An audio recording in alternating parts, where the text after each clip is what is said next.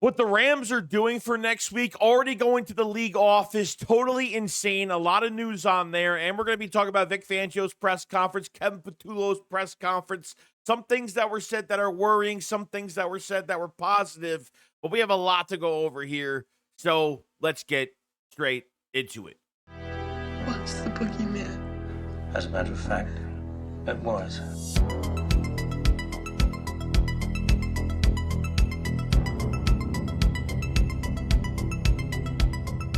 Yo, what is going on, guys? I hope everyone's had a fantastic day today. I hope everyone is doing well. So a lot to discuss regarding the Philadelphia Eagles today. And we're kind of going to start out with Vic Fangio's press conference where he talked about Jalen Carter. Okay, now, obviously was suspended that first game or didn't play in that first game.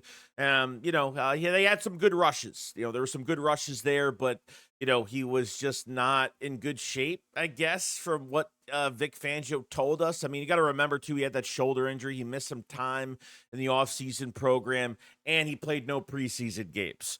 So I can't say that anybody is in football-esque type shape in this moment of the season.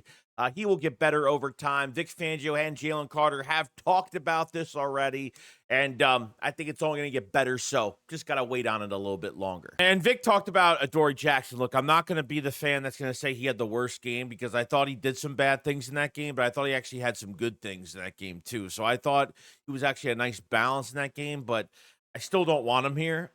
and Vic kind of came out and was like, I thought he improved. I thought he did some things good, and hopefully that will kickstart him into being a good corner for us. I'm like, no, why does this sound so official? Why does this sound like he's going to be here long term? Why do I sound like he is here for the long haul in 2025. I have no answer for this Adoree Jackson situation, and it just seems like they are going to roll with him, and Vic is starting to like him more and more. So I'm not sure where this is going. Vic talked about Jordan Davis really continuing what he did off of late last year, going into this season, and for their 2 games, he thought he played pretty well and will continue to do so. Obviously, one of your rookies and Andrew Mukuba played really well in this game against Kansas City, the 41 yard pick that he had right in the red zone against Travis Kelce on the deflection. But Vic did say that he had some really nice plays in this game. He had some plays that, that he needs to clean up, and that's fine. Like, I'm not expecting any rookie to be perfect this year,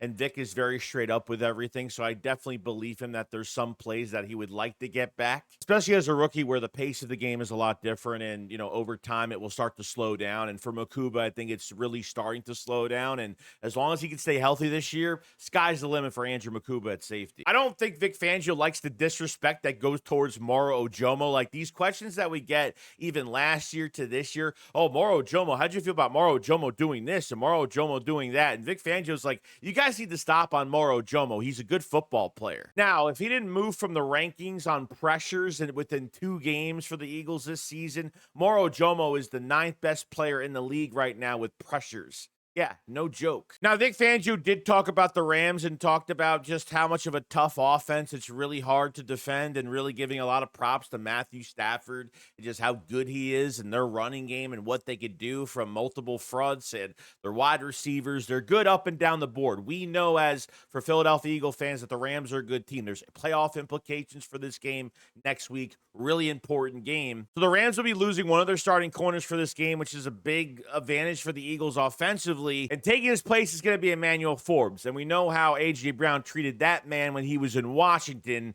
And I don't know. Patullo better get this thing rolling real soon. The whole league is salty about this tush push. So bad. I felt bad that we actually ran it 7-8 times against the Kansas City Chiefs.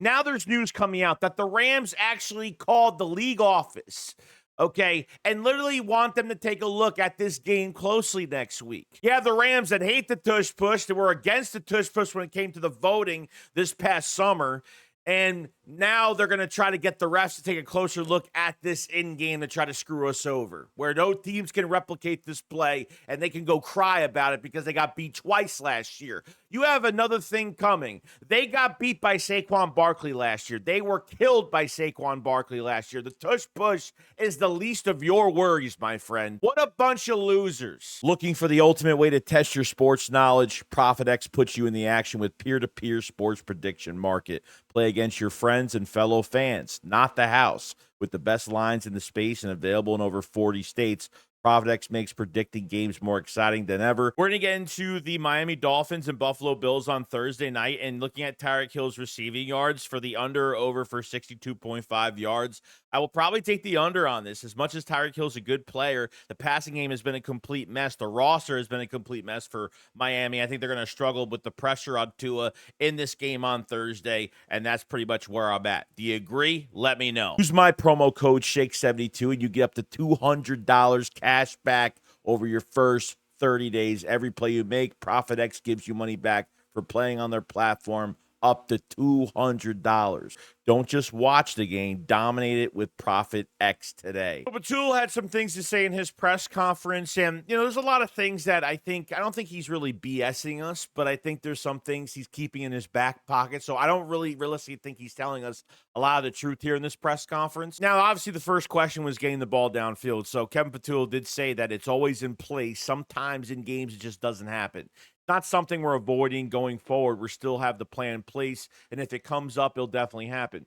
Now, I watched some tape from Fran Duffy, kind of going back and forth on a few things at tape, and there was one play, I think the first play of the game, the fumble, okay, where Hurts fumbled, Granson or whoever got the ball. That was a deep shot to A.J. Brown, and he was wide open downfield. They couldn't get the ball to him. And because of the pressure in Jalen Hurts' face immediately, protection, that's going to be the big issue when it comes to getting these deep passes off. You don't have Mekhi Becton. We're hoping that Tyler Steen can hold up in some of these games. But you did have an opportunity there. But because of pass protection, it just wasn't there. There was another pass to Devontae Smith. It was on the left side. Devontae Smith lined up on the left side going upfield. Throwing that ball on stride, probably would have been close to the touchdown. Maybe he would have been tackled inside the 10, inside the 5, most likely, maybe. But pressure in his face immediately. The Eagles had no answer to the blitz. You didn't throw a screen. You didn't dump it off. You didn't do anything. So the Kansas City Chiefs were like, well, Jalen Hurts isn't really changing his cadence, really not changing anything offensively, so we're going to keep doing the same thing. And this is why the passing game was really lackluster last week. Now, E.J. Smith put out like the takeaways from the presser, and there was one where it sounded like that, PATULLO wanted to be aggressive, and he wanted to really avoid turnovers. And the way the flow of the game was going, there was just something they didn't want to risk in game. And I kind of get that. I get it. It's like, if it's not there, don't force yourself to throw it. You weren't throwing it downfield. You weren't running any play action. You weren't letting the defense bite on a fake to Saquon under center play action. I mean, it works. Just do it, Then you'll find those empty spots in the secondary, and, you'll be very successful. Because you didn't add that into this game, and you're just letting KC rush all over you defensively, yeah, you're not going to take shots downfield for that reason. The more the offense is predictable, that defensive line, that defense is not going to miss a beat when it comes to their rush. And this offensive line is going to deteriorate over time. And I figured that's kind of what happened in this game, but they tightened up and they wasted a lot of time on the clock. The defense really pulled away with this in the second half for us. And they were able to get this win in KC, which I didn't really expect them to win this game, to be honest. With 2 weeks already on the board now, you're not expecting your playbook to be fully open and everything is out on the table and like, why aren't we doing this and why aren't we doing that? I just don't think we've ran into issues where we have used certain things. Should he have used certain things already? Like, why aren't we using read options? Like, why aren't we using a read option with Hurts and Barkley? Don't know. But I think these things haven't popped up yet where he's really going to emphasize on using them. And like I said, Week 6, Week 7 are like those weeks right there are going to tell me where this team is at offensively. And doesn't sound like he's bullshitting us, but, I'm going to keep an open mind and kind of protect myself a little bit on that. But there's going to come a time where you're going to have to pull the trigger on things and let this quarterback and running back do their thing and change up what you're doing offensively. I mean, you look at the throws from the next-gen stats that just came out the other day for this game on the targets that Hurts had in this game. Only barely 3 deep balls, and look at those green dots. I mean, look, nothing middle of the field.